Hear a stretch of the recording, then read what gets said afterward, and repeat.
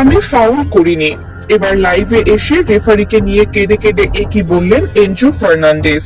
দর্শক, 2026 ফিফা বিশ্বকাপের ফাইনালে স্পেনের কাছে 1-0 গোলে হেরে শিরোপা হাতছাড়া হওয়ার পর পুরো আর্জেন্টিনা শিবিরে এখন শুধুই শোকের মাতম আর বুক ফাটা হাহাকার।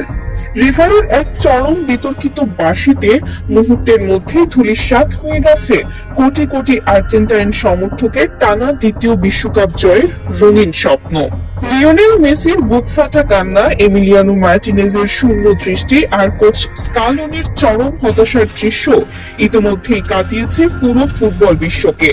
কিন্তু এই হারের পেছনে যাকে সবচেয়ে বেশি দায়ী করা হচ্ছিল, যার একটি মাত্র লাল কার্ড পুরো ম্যাচের মোড় স্পেনের দিকে ঘুরিয়ে দিয়েছিল, সেই এনজো ফার্নান্ডেজ এবার নীরবতা ভেঙেছেন। ম্যাচ শেষে চরম অপরাধ বোধ, ক্ষোভ আর বুক ভরা কষ্ট নিয়ে সামাজিক যোগাযোগ মাধ্যমে লাইভে আসেন আর্জেন্টিনার মাঝ মাঠের এই প্রাণভোমরা। আর লাইভে এসে অঝরে কাঁদতে কাঁদতে রেফারিকে নিয়ে এমন কিছু বিস্ফোরক ও হৃদয় বিদারক কথা তিনি বলেছেন, যা শুনে আজ চোখের পানি ধরে রাখতে পারছে না কেউই। এনজো সরাসরি দাবি করেছেন তিনি কোনো ফাউলই করেননি।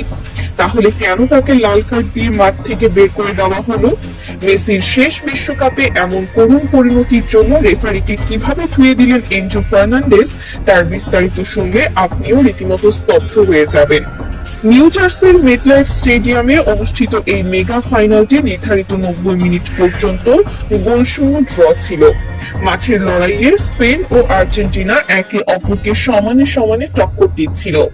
পুরো গ্যালারি জুড়ে ছিল আকাশী সাদা আর লাল জার্সির বুনো উন্মাদনা।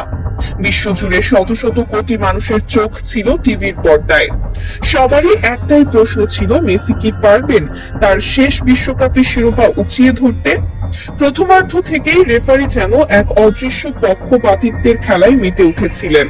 স্পেনের খেলোয়াড়রা করা অনেক বড় বড় ফাউল রেফারি অত্যন্ত সুকৌশলে এড়িয়ে গেছেন। কিন্তু ম্যাচের বয়স যখন 93 মিনিট, ঠিক তখনই ঘটে সেই চরম বিতর্কিত ঘটনা। একটি সাধারণ বল দখলের লড়াইয়ে এনজো ফার্নান্ডেজকে সরাসরি লাল কার্ড দেখিয়ে মাঠ থেকে বের করে দেন রেফারি। কোনো VAR চেক করার ন্যূনতম প্রয়োজন মনে করেননি তিনি। কোচ লিওনেল স্কালোনি টাচ লাইনে দাঁড়িয়ে রেফারির এই সিদ্ধান্তের তীব্র প্রতিবাদ জানান। সাইড লাইনে থাকা বদলি খেলোয়াড়রাও মাঠে ঢুকে রেফারির কাছে VAR দেখার আবেদন করেন, কিন্তু রেফারি ছিলেন তার সিদ্ধান্তে অটল। আর ওই একটি কার্ডই আর্জেন্টিনার কফিনে শেষ পেরেক ঠুকে দেয়। অতিরিক্ত সময়ে 10 জন খেলোয়াড় নিয়ে স্পেনের মতো একটি পজিশন ভিত্তিক দলের অবিরাম আক্রমণ সামলানো আর্জেন্টিনার ক্লান্ত খেলোয়াড়দের জন্য রীতিমতো অসম্ভব হয়ে দাঁড়ায়। 10 জন নিয়ে স্পেনের টিকি টাকার বিপক্ষে দৌড়াতে দৌড়াতে ডি পল, ম্যাক অ্যালিস্টাররা রীতিমতো হাঁপিয়ে উঠছিলেন, যার চূড়ান্ত পরিণতি হিসেবে 106 মিনিটে স্পেনের উইঙ্গার ফেরান তোরেসের কাছে গোল হজম করে বিশ্বকাপ থেকে করুণভাবে ছিটকে যায় বিশ্ব চ্যাম্পিয়নরা। ম্যাচ শেষে ড্রেসিং রুমে ফিরে আর নিজের আবেগ ধরে রাখতে পারেননি এনজো। ইনস্টাগ্রাম লাইভে এসে অঝরে কাঁদতে কাঁদতে তিনি সরাসরি রেফারির দিকে আঙুল তোলেন। অত্যন্ত আক্ষেপ আর ক্ষুব্ধ কণ্ঠে এনজো বলেন, আমি আপনাদের সবার কাছে, পুরো আর্জেন্টিনার কোটি কোটি মানুষের কাছে হাত জোর করে ক্ষমা চাইছি, কিন্তু বিশ্বাস করুন আমি কোনো ফাউল করিনি। আমি শুধু বলের দিকে ফোকাস করেছিলাম। প্রতিপক্ষের খেলোয়াড় নিজেই আমার গায়ের ওপর এসে পড়েছিল এবং রেফারিকে বিভ্রান্ত করার জন্য নাটক করেছিল। ওটা কোনোভাবেই লাল কার্ড দেওয়ার মতো অপরাধ ছিল না, বরজোর একটা সাধারণ ফাউল বা হলুদ কার্ড হতে পারত। কিন্তু রেফারি যেন পকেটে লাল কার্ড নিয়েই মাঠে নেমেছিলেন। তিনি আমাদের সাথে চরম দুর্নীতি করেছেন। তিনি চাইছিলেন না আমরা আবারও চ্যাম্পিয়ন হই। কান্নাজড়িত কণ্ঠে এনজো আরো বলেন, আমাকে লাল কার্ড দেওয়ার পর 10 জন নিয়ে খেলার কারণেই আজ আমরা বিশ্বকাপটা জিততে পারিনি। ফুটবলের সবচেয়ে বড় মঞ্চে ফাইনালের অতিরিক্ত সময়ে একজন খেলোয়াড় কম নিয়ে খেলাটা কতটা ভয়াবহ তা শুধু আমরাই বুঝতে পারছি। আমার সতীর্থরা নিজেদের জীবনের শেষ রক্তবিন্দু দিয়ে স্পেনের আক্রমণ ঠেকানোর চেষ্টা করেছে। ওরা মাঠের প্রতিটা ঘাসে নিজেদের ঘাম আর রক্ত ছড়িয়েছে, কিন্তু রেফারির ওই চরম ভুলের জন্য, ওই একটা অন্যায় কার্ডের জন্য আমাদের সব কৌশল হুড়মুড় করে ভেঙে গেল। আমরা মাঠে স্পেনের কাছে হেরে যাইনি, আমাদের জোর করে রেফারির বাঁশি দিয়ে হারিয়ে দেওয়া হয়েছে।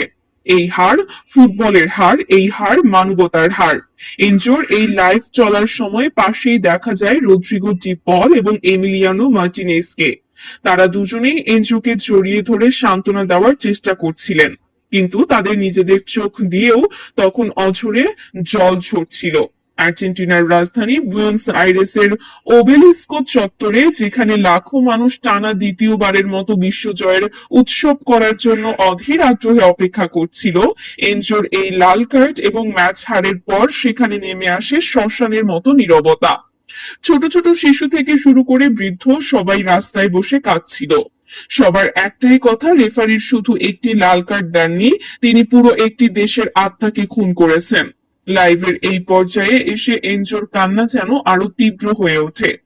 দলের অধিনায়ক এবং ফুটবলের জাদুকর লিওনেল মেসিকে জড়িয়ে ধরে এনজো তার সবচেয়ে বড় কষ্টের কথাটি শেয়ার করেন। তিনি বলেন, আমাদের সবার জীবনের সবচেয়ে বড় স্বপ্ন ছিল এবারের বিশ্বকাপটা যে কোনো মূল্যে জেতা। এটা শুধু আমাদের জন্য নয়, আমাদের অধিনায়ক, আমাদের গুরু লিওনেল মেসির জন্য আমরা এই ট্রফিটা জিততে চেয়েছিলাম, কারণ আমরা জানতাম এটাই মেসির জীবনের শেষ বিশ্বকাপ। এরপর হয়তো তাকে আর কখনো এই আকাশি সাদা জার্সিতে মাঠে দেখা যাবে না। তিনি অবসর নেবেন। আমরা চেয়েছিলাম তাকে একটি রাজকীয় বিদায় দিতে, আমরা চেয়েছিলাম তার হাতে আরো একবার সোনালী ট্রফিটা তুলে দিতে, কিন্তু রেফারির এই একটা ভুল, একটা নোংরা সিদ্ধান্ত আমাদের সব স্বপ্ন ধুলোয় মিশিয়ে দিল। এনজো বুক চাপড়ে আক্ষেপ করে বলেন, মেসির শেষ বিদায়টা যে এমন চোখের জলে হবে তা আমরা স্বপ্নেও ভাবিনি।